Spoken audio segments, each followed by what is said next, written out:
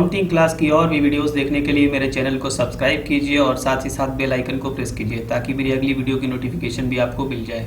देखिए, कंपनी की काइंड्स अगर हम लोग देखेंगे तो 3 तरह के होते हैं, one person company, private company और पब्लिक कंपनी।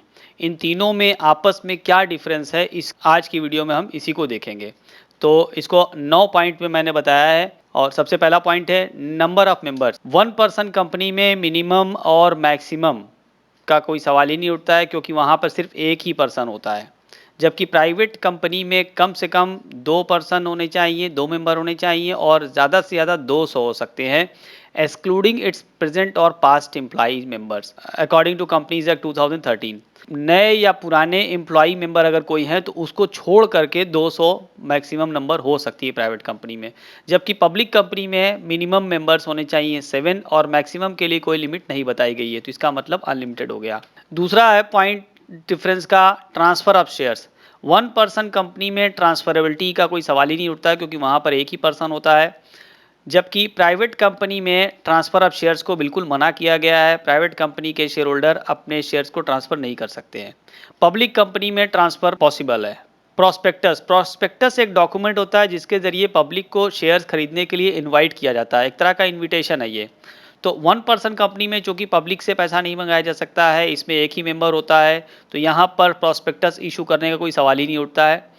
प्राइवेट कंपनी में भी प्रॉस्पेक्टस इशू नहीं किया जा सकता है, क्योंकि इसमें पब्लिक से पैसा नहीं मंगा सकते हैं।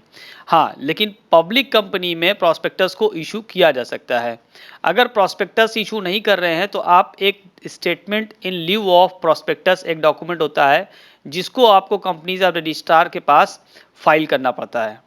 तो ये एक डॉक्यूमेंट है statement in lieu of prospectus, जो प्रॉस्पेक्टस के बदले इस्तेमाल किया जाता है। सब्सक्रिप्शन ऑफ शेयर्स, क्या शेयर्स को इशू किया जा सकता है पब्लिक को, या पब्लिक ऑफरिंग हो सकती है? तो वन पर्सन कंपनी में ये सवाल ही नहीं उठता है शेयर्स को इशू करने का पब्लिक में। प्राइवेट कंपनी में भी ऐसा कोई सवाल नहीं उठ सकता है, क्योंकि पब्लिक में शेयर को इशू करने का राइट सिर्फ पब्लिक कंपनी को होता है, ना कि वन पर्सन कंपनी और ना ही प्राइवेट कंपनी को।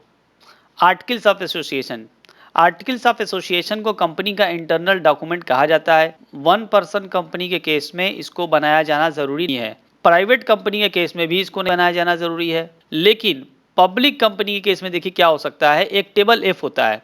कंपनीज एक्ट 2013 के अकॉर्डिंग टेबल एफ को कंपनी अपना सकती है। अगर कंपनी टेबल एफ नहीं अपनाती है तो वो अपना आर्टिकल्स ऑफ एसोसिएशन खुद बना सकती है और उसका आर्टिकल्स ऑफ एसोसिएशन इस टेबल एफ को ओवरराइट कर सकता है। यानी उसमें ऐसी कुछ बातें हो सकती है जो ज़रूरी नहीं कि वो टेबल एफ में हो।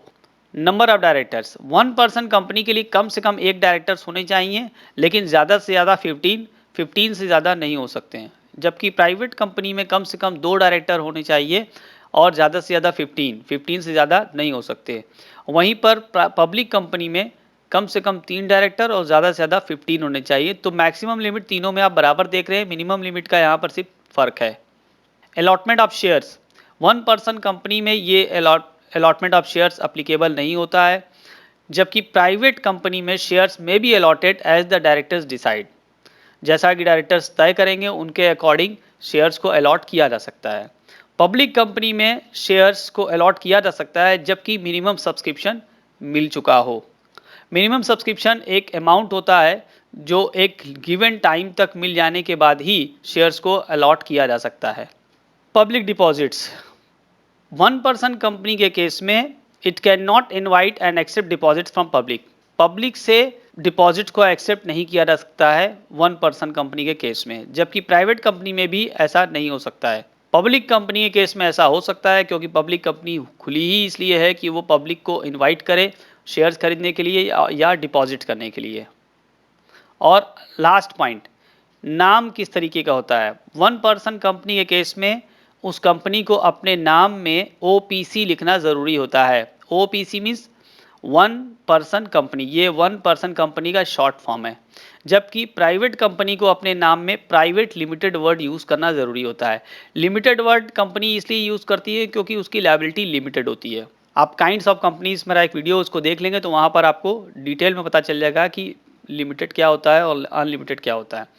The word limited is used in case of the public company देख रहे हैं कि पब्लिक कंपनी में प्राइवेट लिमिटेड वर्ड यूज़ नहीं किया गया या पब्लिक लिमिटेड वर्ड यूज़ नहीं किया गया। पब्लिक कंपनी केस में सिर्फ लिमिटेड वर्ड ही लिखा जाता है, यहाँ पे पब्लिक लिमिटेड नहीं लिखा जाता है। लेकिन आप देखिए प्राइवेट कंपनी के केस में प्राइवेट लिमिटेड वर्ड लिखा जाएगा। उम्मीद करते हैं आपको ये सारी इन्फॉर्मेशन यूज़फुल लगी होगी। तो अगर आपने मेरे चैनल को अभी तक सब्सक्राइब नहीं किया है तो प्लीज़ इसको सब्सक्राइब कर दें और बेल आइकन को प्रेस कर दें ताकि मेरी हर वीडियो की नोटिफिकेशन मिल जाए। Thanks for watching.